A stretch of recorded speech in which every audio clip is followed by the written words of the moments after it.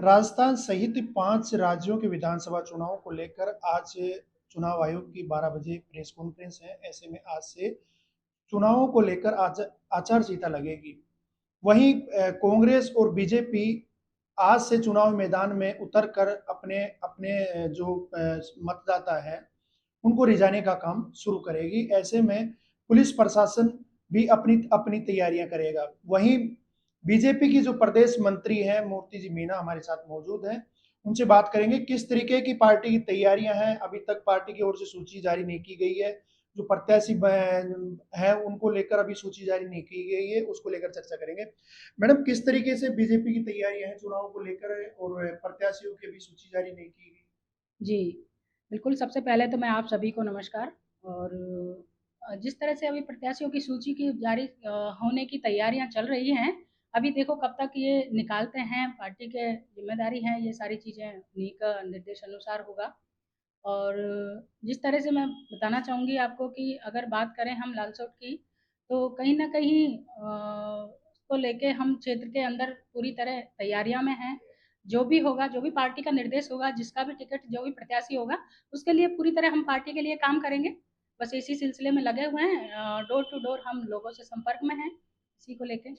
जो मैं पूर्व वित्त राज्य मंत्री हैं, आपके हस्बैंड हैं, उन्होंने भी टिकट की दावेदारी की है, तो क्या पार्टी उन पर विश्वास करके इस बार टिकट देगी या फिर किसी और कैंडिडेट के साथ भी आप काम करेंगे? जी, जी, बिल्कुल। जैसा भी पार्टी का निर्देश होगा, मैं कह रही हूँ आपको कि पार्टी के ही निर्देश के अनुसार सारी चीज़ें होंगी। अगर पार्टी टिकट देती है मेरे हस्बैंड वीरेंद्र मीना जी को, तो बिल्कुल उनका पूरी तरह से पार्टी का काम करेंगे और बीजेपी का पूरा लाने का प्रयास करेंगे। प्रयास क्या, होना ही है।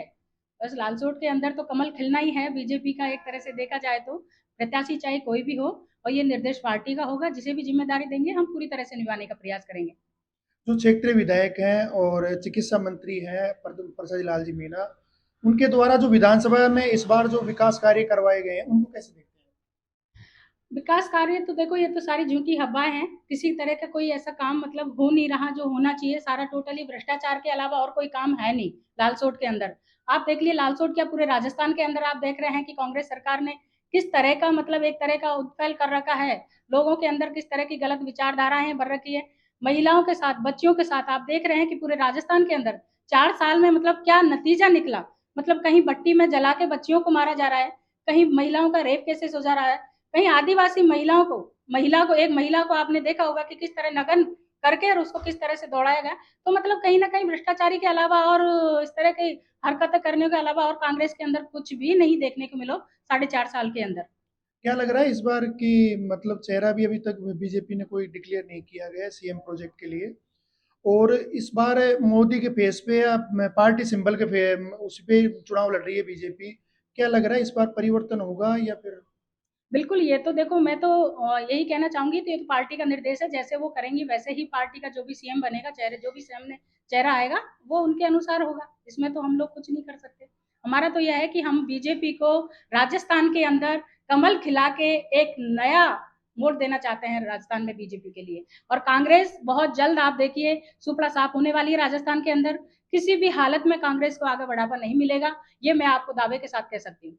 क्या मुद्दे रहेंगे पब्लिक के बीच में जो आप वोट लेने जाएंगे, तो क्या उनसे क्या रिझा करके आप देखिए, महिलाओं के लिए जो आदरणीय हमारे देश के प्रधानमंत्री जी ने जो 33% दिया, इससे बड़ा मुद्दा और क्या हो सकता है राजस्थान, क्या पूरे हिंदुस्तान के अंदर।